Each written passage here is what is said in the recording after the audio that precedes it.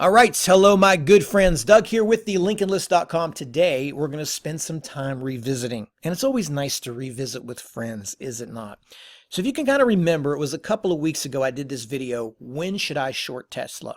Now, a lot of people have reached out to me then and asked if I could do like an update on this. Since it's been a couple of weeks, I drew out some chart scenarios. We compared it to some other chart setups such as Beyond, BYND. We also compared it to TLRY, TLRY. And some of you asked, can you update it now that it's been a couple of weeks and kind of what your thoughts are? And I thought, you know what, this is a great time to do that. It's a great time for all of us to walk through this process. And I think it's a good educational tool because, for one, if you're looking for somebody to capitalize on the max type of trade with the lowest risk possible to you, there will be a time and a place where a short works out for this. And that's what we're here to talk about, is when the day comes, that what time will that be? What are the signs to look for?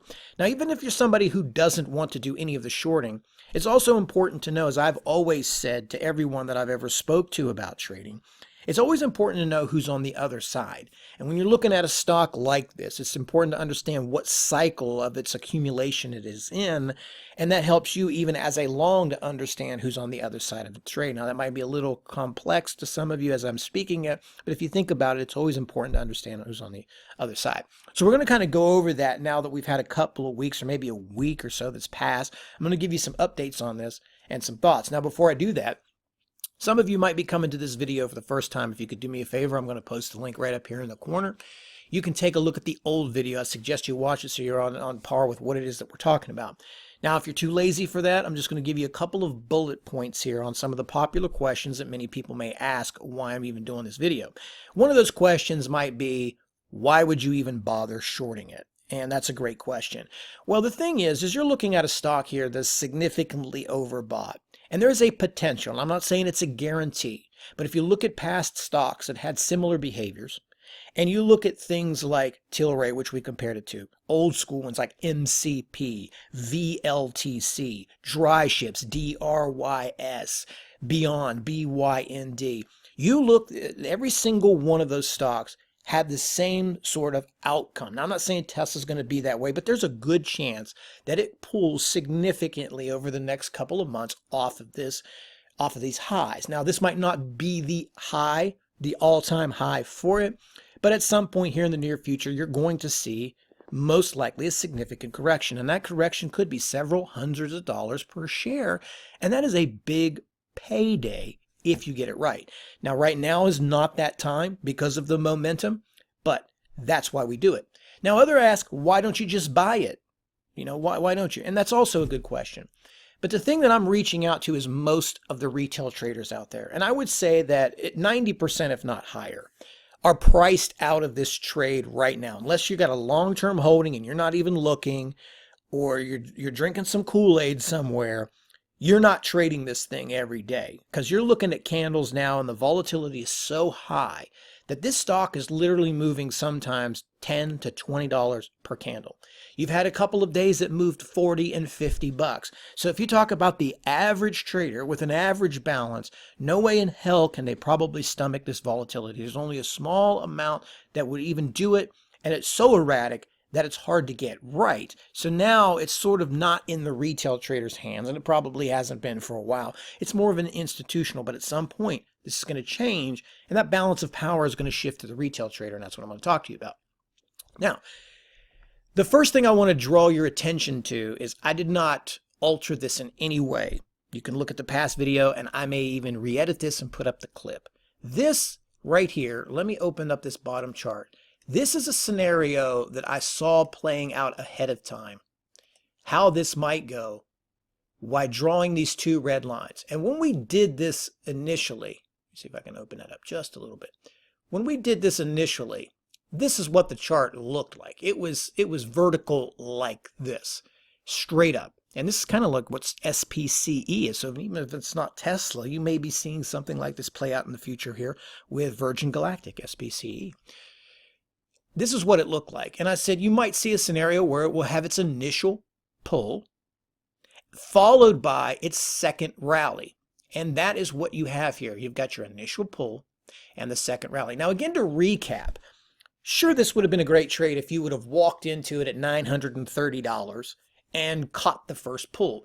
And this to me is what we mentioned in the first video, is where the danger lies. Because when you're taking the trade right there, as we talked about, you don't have enough data in front of you. You're just shorting into the momentum at its peak.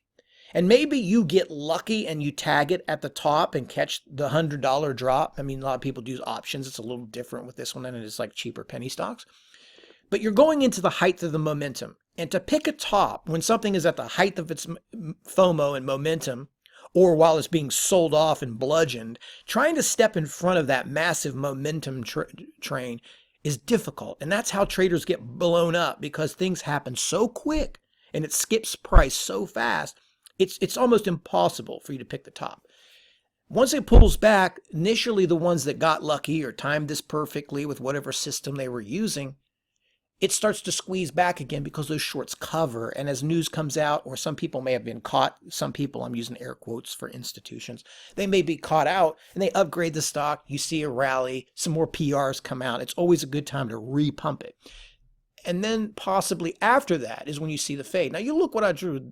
I said you would probably, in most cases, we'll see a fade followed by a bounce, then followed by a reclaim of those lows. And that's kind of what you got set up here. You see, you got the parabolic, the first initial pull. Here is that rally back up towards the recent highs, and then possibly a rejection. Now what you want to watch here is, where does this rejection stop? Where do you see a significant reject from this? The thing you also have here is the emotional 1,000. In my personal opinion, I think it's going to 1,000. I would find it hard to believe if it stopped here. It could, certainly. But I think with such a big emotional number, it's going to try to at least attack that a couple of times. But this is what I want to see is right here and right now. Is this secondary pull? And how is it like that? Now, to refresh, if so many people go, where do you come up with this, extreme vert followed by a dump, followed by a regear, and then that's when you start to short it? Well, we go back and we take a look at Beyond, right?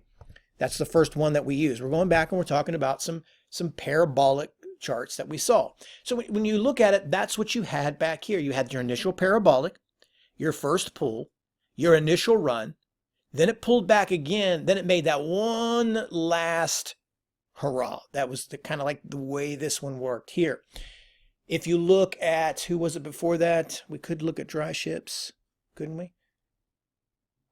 But we'll look at Tilray. And I think as you look at all of these, they're all going to have the same sort of formula to them. I think I got to use a weekly chart on this one here to go back a little bit further. Or let me change my time frame here real quick. The same thing here. You had this massive vert pullback and the regear.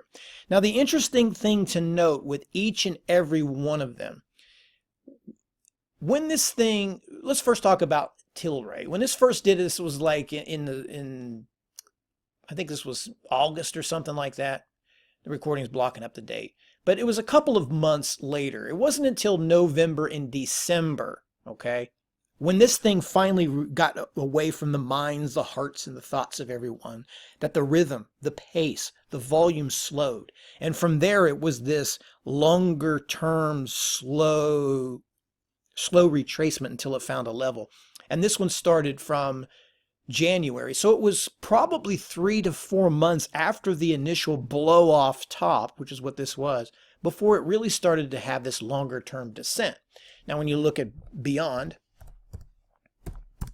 and let's move this to the daily. Yeah, it's sort of the same thing. Now, a little bit different here with Beyond because it had its first parabolic and it had the first pull. So this is kind of where I thought of Tesla. And then the regear. Now, the regear made a new high, and this is something that you might see here with Tesla. Regear makes a new high here in June. Then it pulls back, and it has this one final one. So this one actually turned in a second regear. And it was on that second one that it finally rolled over. But it was this piece right here from August where you start to see the stock slow, and then it continued to roll over. So this one spent several months selling off. Tilray spent several months selling off. Dry Ship spent several months selling off. So what we're really talking about here is after that second regear, once it makes that pull about 30 to 60 days after that is when everything slows and you start to see this longer, more pronounced sell-off. Now, I did say in the first video, and I'm going to say it again, I don't rank Tesla with a Beyond. Definitely not a dry ships. Those were just straight out low float pumps. Tilray low float pumps. This is completely different here. Okay, so you probably are not going to see that long of a sell-off. It's probably held heavier in institutions, but you'll see something here. And the reason I want to highlight that is because you could easily see $100, $200, and you can find this at a much slower pace and a much more grindier rhythm where all of us could participate in this and not just buy one stupid put and hope like a lotto put, not do that kind of stuff like a lot of people do. I'm not against that, but you have a better chance of doing it this way. But the same thing, it spent several months selling off. So what we're looking at is from this time, they're both when you look at Beyond and Tilray, they both kind of had the same setup here, is from the initial blow off top or the initial surge that got it vertical. It would spend the next month or so still trying to fight around and being stupid volatile. It wasn't until after each one of these, almost the 2-month mark, did they finally slow down. So we're kind of still looking at that with Tesla, because what's happening is everybody's still trying to either FOMO this thing and buy it because they don't want to miss out on it, or they're trying to short it too early and they're getting squeezed. And these aggressive shorts and these people that are so stubborn saying it's got to come down, it's got to come down, it's got to come down, they're getting squeezed, and that's causing the damn thing to go even higher. It's going to just keep making it go higher. So you're at this level now. So I would think, as we stand here right now, and I'm doing this in February, it's probably not going to be until the middle of March that we start to see this thing finally print a high that you can trust. When you're looking at it and say, that right there is it for right now. Now, it's not the it forever probably, but that's the it for right now. And then you may see this thing slide somewhere into a more respectable level between $500 and $600. So that's what we're still looking for. So we're now in this phase 2 where the secondary run up has happened. So what you may see from here, we'll build on the drawing, is you may quite see, another pullback here following this line. And then some sort of, I would expect you see two things. You may see some sort of choppy back and forth action, a couple of breakouts, couple of downgrades, couple of updates, and it will slow down and then finally roll over. So we'll spend a little bit of time just trying to cling on to those prices. That's one scenario you might see. Now, you might see, look, this is kind of like what Tilray did. This is what dry ships did.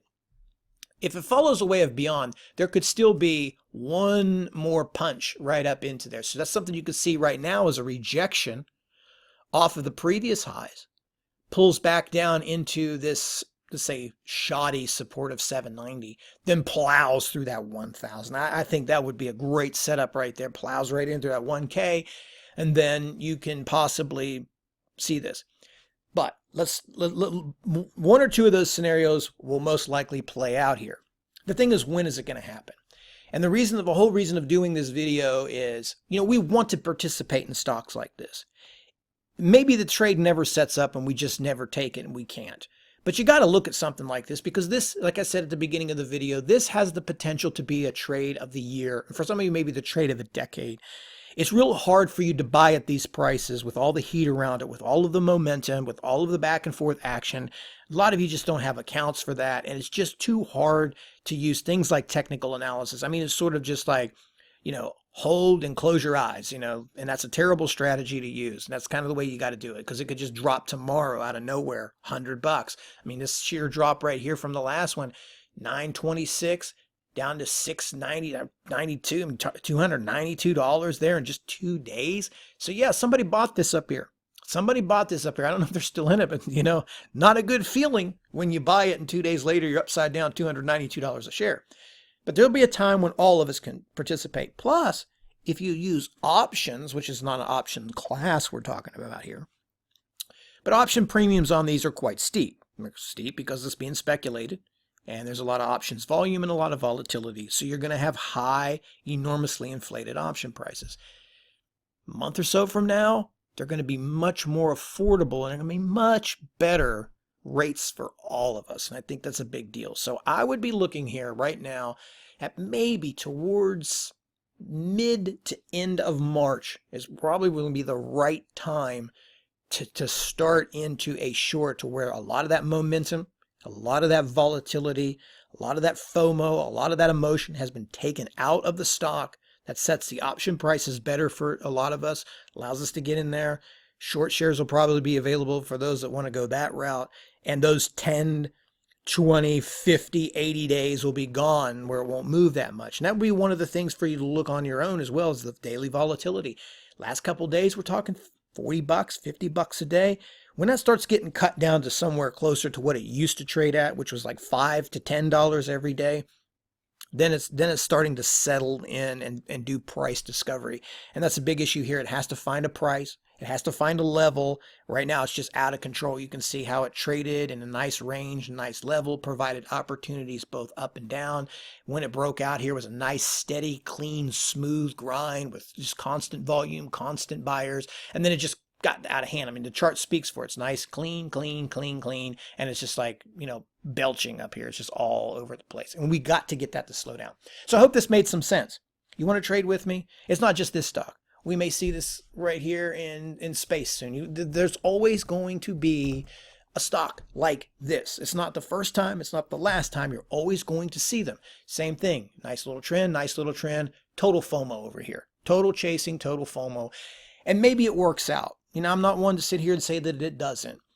But you only need one of these to go wrong. You jump in front of this as a short, read some stories about KBIO. You jump in front of that too early with some stubborn, it's all it takes.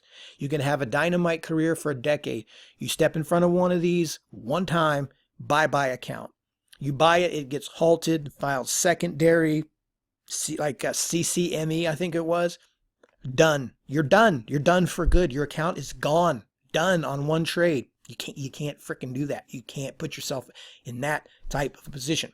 So I hope this helped you out. As always, feel free to trade with me, guys. Visit thelincolnlist.com, click on the trade room tab. Who knows?